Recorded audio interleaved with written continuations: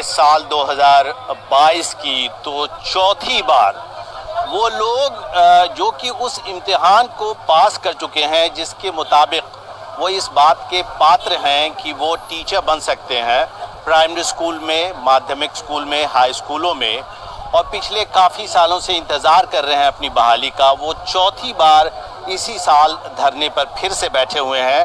ये पटना का गर्दनी बाग इलाका है। एक तरह से आप कह सकते हैं कि दिल्ली का जंतर मंतर जिस तरह से वो जगह है जहाँ के लोग धरने प्रदर्शन के लिए बैठते हैं, यहाँ भी जहाँ भी बिहार में सरकार के ख़िलाफ़ या किसी दूसरे मुद्दे पर जब लोगों को अपना एहतजाज जताना होता है तो वो गर्दनी बाग के इसी धरना स्थल पर बैठते हैं। इन शिक्षकों ने अपनी जो इस बार का जो प्रदर्शन है वो शुरू किया है 1 अगस्त से। इसके पहले जैसा कि इन्होंने हमें बताया कि मार्च में ये 1 दिनों के लिए प्रदर्शन कर चुके हैं, उसके बाद अप्रैल में भी 1 दिनों का प्रदर्शन हुआ, फिर उसके बाद मई में तकरीबन 20 दिनों के लिए ये धरने पर बैठे और सरकार ने इन्हें आश्वासन दिया कि इनकी बहाली की जो प्रक्रिया है वो फिर से शुरू होगी, पूरा प्रोसेस फिर से जारी होगा, लेकिन ऐसा नहीं हुआ और इन्हें चौथी बार इस साल में फिर से अपना आंदोलन शुरू करना पड़ रहा है। मैं पटना के गर्दनी बाग से फैसल मोहम्मद अली और मेरे साथ मेरे साथी संदीप यादव कैमरामैन हैं और विष्णु जो हैं जो बिहार में हमारा BBC का काम देखते हैं वो मेरे साथ जुड़े हुए हैं। हम कोशिश करेंगे कुछ जो यहाँ के जो लोग धरने पर बैठे हुए हैं उनसे बात करने की, ये जानने की कोशिश करेंगे कि एक ऐसे वक्त में जबकि सरकार का दावा है कि वो जो नियुक्ति की जो 6वां चरण है उसकी जो प्रोसेस है उसकी प्रक्रिया जो है वो जारी है, फिर लोग धरने पर क्यों बैठे हुए हैं? जी बताएं। विगत वर्षों से सर माननीय शिक्षा मंत्री जी सिर्फ हम लोगों का समय लिए हैं सर और आश्वासन दिए, मगर वो धरातल पे अभी तक हम लोगों को नहीं उतरा। हमें ये बताइए कि जब एक तरफ रिक्रूटमेंट की प्रक्रिया जो है वो जारी है, फिर धरने पर बैठने का औचित्य सरकार आपसे पूछेगी ना कि इसका क्यों औचित्य है, क्यों बैठे हैं? सर माननीय शिक्षा मंत्री जी ये तो बता दें कि पिछले ये इन्होंने एक बार लेटर निकाला था कि ये 6ठी चरण की प्रक्रिया पूर्णतः समाप्त हो चुकी है, मगर इसके बाद भी इस 6ठी चरण की प्रक्रिया में बहुत राउंड काउंसलिंग ये करवा चुके हैं, 2 बार काउंसलिंग करवा चुके हैं, जबकि इन्होंने शिक्षा विभाग के अपर मुख्य सचिव लेटर लिख के यहाँ से जारी किए थे कि इनकी प्रक्रियाएँ 6ठे चरण की प्रक्रियाएँ पूर्णतः समाप्त हो चुकी है। इसके बाद भी तो सर ये चीज़ हम जानना चाहते हैं कि कोई भी तो एक राउंड फिगर होगा ना कि आप बार बार बोलते रहेंगे बिना मतलब ये 6ठी चरण की प्रक्रियाएं समाप्त हो जाती है, उसके बाद फिर आप 6ठी चरण की अगली काउंसलिंग करवाने लग जाते हैं, तो इसका क्या है? मतलब आपका कहना है कि बहुत दिनों से यही प्रोसेस चल रहा है, वो बार बार ये कह रहे हैं कि ये 6 फेज है, 6 फेज है। हाँ, 6 फेज की काउंसलिंग चल रही है सर। कब से चल रही है जो 6 फेज की जो प्रक्रिया जिसकी बात कर रहे हैं, ये कब से चल रही है?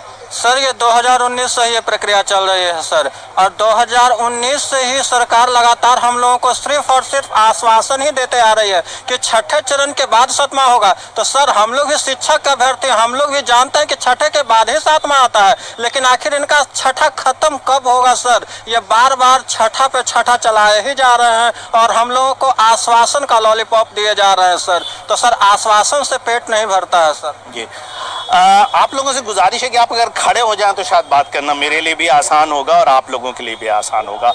तो ये कहा जा रहा है कि 6वां जो चरण है वो सालों से चल रहा है, लेकिन सरकार ये भी तो कह सकती है कि जो 6ठा चरण है उसके बीच में 2 साल कोविड के भी मामला आ गया।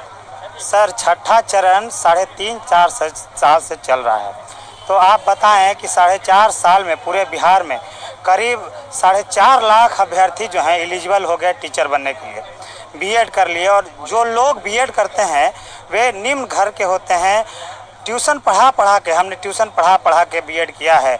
बहुत से माँओं ने अपने गहने रख करके अपने बेटियों को बीएड करवाया है।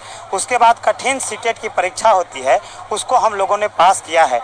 तो क्या इस उम्र जवानी को हम लोग यूं ही बर्बाद करते रहें और सरकार से 6ठे चरण का समाप्त होने का इंतज़ार करते रहें, जबकि 7वें चरण को लेकर के प्राथमिक शिक्षा के डायरेक्टर रवि प्रकाश सर ने शेड्यूल जारी कर दिया था। ऑलरेडी उन्होंने अनाउंसमेंट कर दिया था कि 7वें चरण की प्रक्रिया जो है जुलाई के अंतिम सप्ताह में शुरू कर दी जाएगी। उसके लिए उन्होंने 15 जुलाई तक रिक्ति भी जिलों से मांगा था, लेकिन उनकी आदेश इतनी सरल रूप में उनके अधिकारी मानते हैं कि अभी तक समय बीत जाने के बावजूद उनको रिक्तियां प्रोवाइड नहीं हुआ है उनके अधीनस्थ ऑफिसर्स के द्वारा। लेकिन हम लोग ये मेरा ख्याल है कि आप अगर अपनी बात को संक्षिप्त रखेंगे तो आपके दूसरे साथियों को मौका मिलेगा। जी जरूर। तो लेकिन इस बात को हम लोग मांग करते हैं कि यदि अधीनस्थ अधिकारी आपकी बातों को नहीं सुनता है, समय पर रोस्टर नहीं देता है, समय पर सीटों की गणना नहीं करता है, तो आप उस पर मर्जी क्यों दिखाते हैं, आप उस पर कार्रवाई क्यों नहीं करते?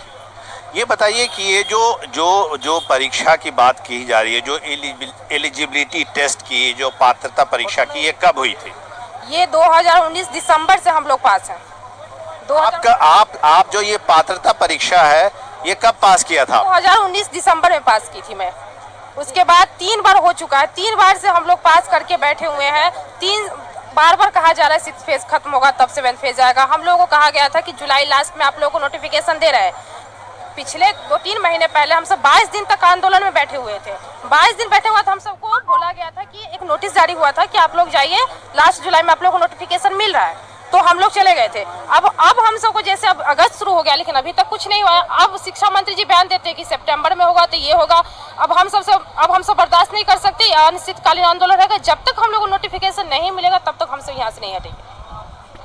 आपने कब पास किया था ये जो पात्रता परीक्षा?